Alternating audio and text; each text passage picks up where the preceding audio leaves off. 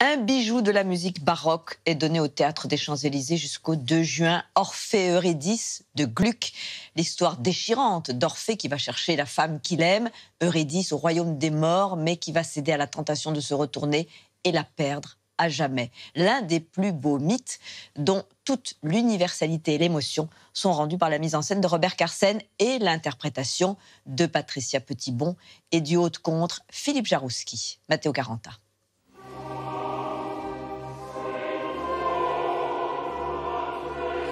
L'Orphée et Eurydice de Gluck, le grand chef-d'œuvre de l'opéra classique écrit en 1762, résonne partout sur les scènes européennes depuis le début de l'année.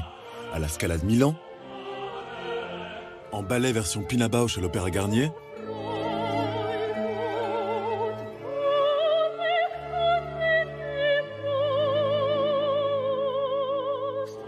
ou encore au Capitole de Toulouse.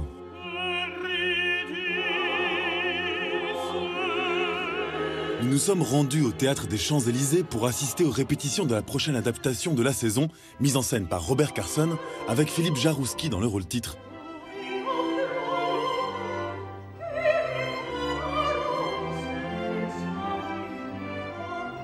Le metteur en scène et le contre-ténor sont revenus avec nous sur le mythe et cette œuvre charnière de l'histoire de l'opéra. Le mythe d'Orphée, c'est un des mythes qui a été, on pourrait dire, le plus mis en musique, puisqu'il a même été à l'origine de la création de l'opéra avec l'Orphée de Monteverdi.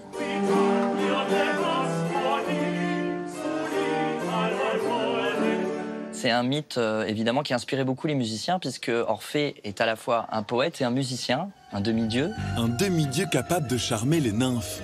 Mais revenons au mythe. Orphée, donc, épouse la belle Eurydice, mais celle-ci est mordue par un serpent et meurt. Désespéré, Orphée décide de plonger dans les enfers pour la chercher. Grâce à son chant pur et divin, il réussit à convaincre les morts et les dieux de lui rendre sa dulcinée, mais à une seule condition. Orphée ne devra pas regarder Eurydice avant de sortir des enfers. Il représente un petit peu, on pourrait dire, l'équilibre parfait entre le sens du texte mis en musique.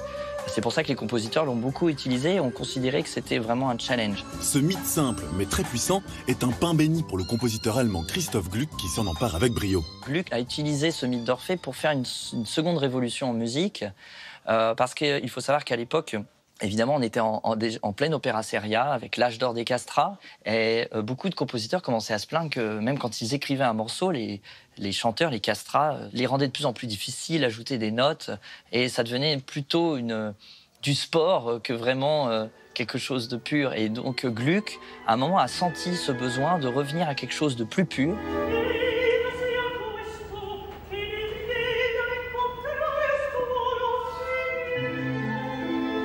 Il a essayé de ramener l'opéra à ses origines, ses liens de théâtre grec, et d'éliminer tout excès de décoration musicale.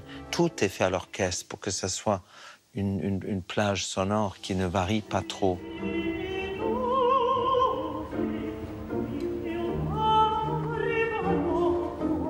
Alors, ce qui est très touchant dans cette scène où Orphée doit charmer les enfers, c'est qu'en fait, on s'attend à un grand air, quelque chose d'ensorcelant.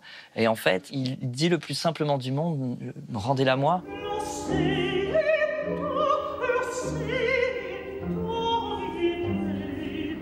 Le thème principal, c'est la perte d'un être cher.